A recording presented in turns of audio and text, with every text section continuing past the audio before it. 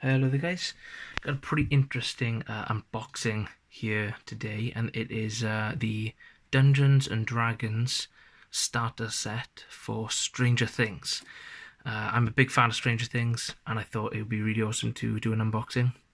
So this arrived today, so I'm super excited to crack it open and see what's inside. The box itself is very sort of similar to the original starter set box, the red box. So I really appreciate that. You can see what we've got in the back here. I have no idea what is inside this box apart from what I've seen in the pictures, but I'm really excited to crack it open and find out. So this is going to be a sort of an experience for me and for you guys. So this is the Dungeons and Dragons adventure created by Michael Wheeler. So that is one of the characters from Stranger Things. So this is going to be super awesome. So this is their adventure that they were playing in the film. So this is what we got. When you open the box, you're greeted with the image of the box. We've got two Demogorgons, which are the main sort of creatures. One thing I will say is these feel incredibly flexible, as you can see by me just putting a little bit of pressure on there.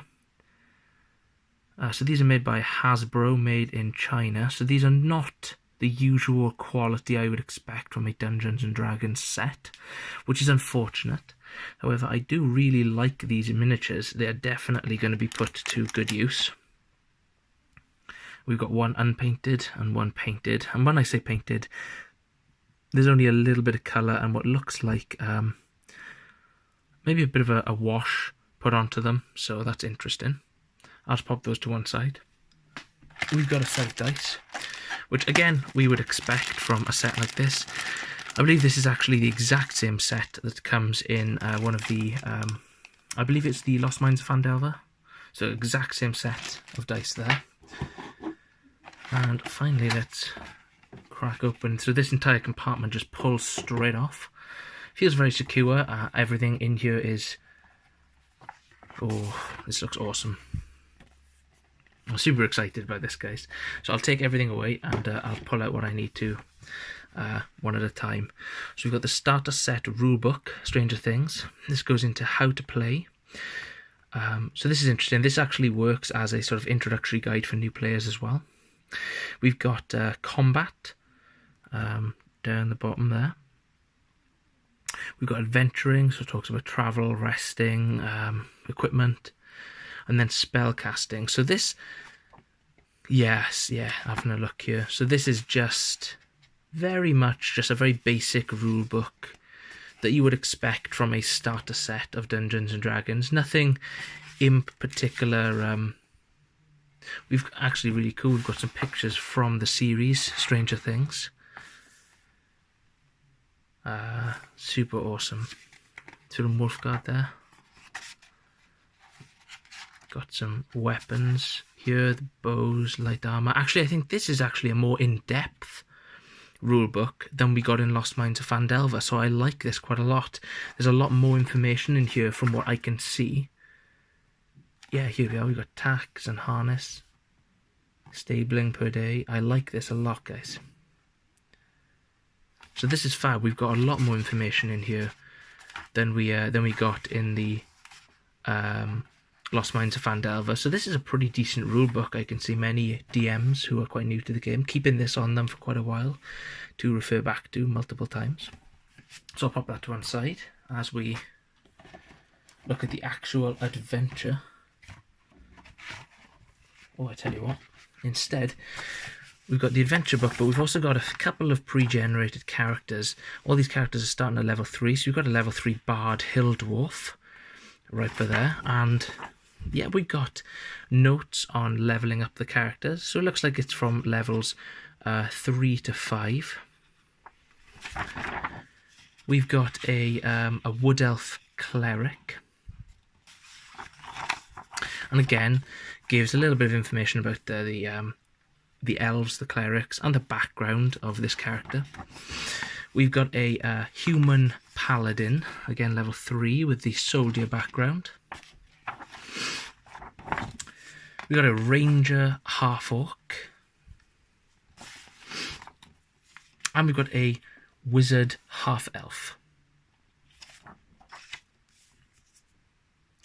Very awesome there. A lot of people aren't fans of the pre-generated characters. Myself, I am quite a big fan of them. I think it's really useful to have access to. I also like using the pre-generated characters for adventures like this, or for new players. It gives them something to sort of look at. And if we remove these off the side of the screen, we get a nice clear look at this book. Whew. Hunt for the Thessal Hydra. A D&D campaign by Mike Wheeler. Okay, first thing that I'm noticing, drawn by Will the Wise himself, is we have some awesome character art that fans of the series will know. Note to myself as Dungeon Master, we should be able to finish this story in one night, maybe a long weekend if Dustin really gets caught up in the role-playing. But don't rush it. As long as everyone's having fun, let it take as long as necessary. It's all about the fun. I think that's a really good bit of advice. I think this box set is very much a really awesome sort of long campaign. Maybe you can lengthen out certain bits. It's a very thin booklet, I will say. It's only hard to see the number of pages. It's only very wafer thin, very small, smaller than Lost Mines of Phandelver. Describe each scene, tell them what their characters see or hear or feel at the start, then just let them go. I think this is a really awesome bit of advice here for any new Dungeon Master, and I think this is a really great product to introduce new players into the game. The whole story, this is so useful for players, sort of for the DM to know, because when you know the whole story, you can sort of judge accordingly.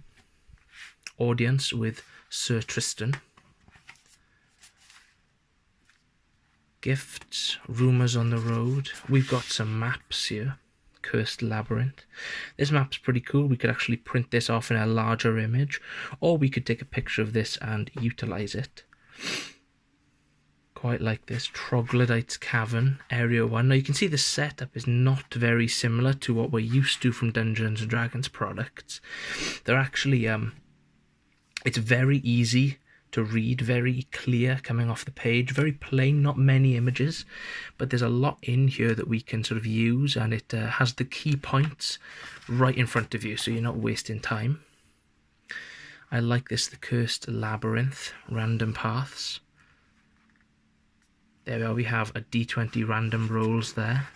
Different areas, special encounters, the Lost Night, where we've got some riddles. I think riddles and things like that are a fantastic addition to any Dungeons & Dragons campaign. This is really cool. It goes into the Upside Down, which I absolutely love. I mean, this is really awesome. This kind of really plays on the idea of a Dungeons & Dragons campaign based on the Netflix TV series. Winter's Dark Bite in the Upside Down. Upside Down Encounters. The Proud Princess. The Demogorgon. Finally we have the Demogorgon, a little bit of art, which could be drawn by one of the characters. I think that's a really fantastic addition. You can see the similarity to these miniatures, which are amazing. The Thessal Hydra itself. Really awesome. And then the conclusion. That's pretty interesting. Really interesting. If the characters kill the Thessal Hydra itself, caverns where the Thessal Hydra lurks. So we've got another map there and all the information. So that's a really quick look at that. I haven't looked at it in too much detail. One thing I did forget to say that I've noticed just now is that we actually have the statistics on here for the different monsters. doppelgangers, cultists, bugbears, the Demogorgon themselves, a challenge rating 4 monster, but some of their abilities. And if we try and find it, the Thessal Hydra itself, a challenge rating 4 monster with its abilities. I think this is pretty easy to increase or to lower down depending on your party's level, and I think this is something that could fit into most worlds, meaning you don't necessarily need to start a whole new campaign. If you've got some level 3 characters or even level 4 characters ready to use, you could definitely introduce this adventure in without doing too much work. The statistics, stat blocks are what we are used to seeing in Dungeons & Dragons. This book itself, the rule book, is incredibly useful. I can see this being placed in a lot of Dungeon Masters arsenals. There's a lot of really useful, concise information here. It's only 43 something pages. And this adventure is a really fun introduction to the world of Dungeons & Dragons, and is a great little book. I'm actually really impressed with this. The quality of the paper feels really great. The actual content in here is, there's enough references to the stories of Stranger Things without being a rip-off of Stranger Things. This feels like you could... it's a great introduction for people who want to play Dungeons & Dragons after watching Stranger Things as a series. So thank you guys for watching. I hope this has been somewhat useful. Price-wise, this item is, I believe it is around the £35 to £40, which is, I think, a decent price. That's what most starter sets and collections like this would cost. I'm very impressed with this item. I do wish that they spent a little bit more time improving the quality of these miniatures. They feel very, very flimsy. However, they don't feel like they're going to break. There's no snapping. They do move. The items, like the mouth, is very secure. The actual adventures and the books in there themselves are fantastic. Definitely worth taking a look at, guys. Thanks for watching.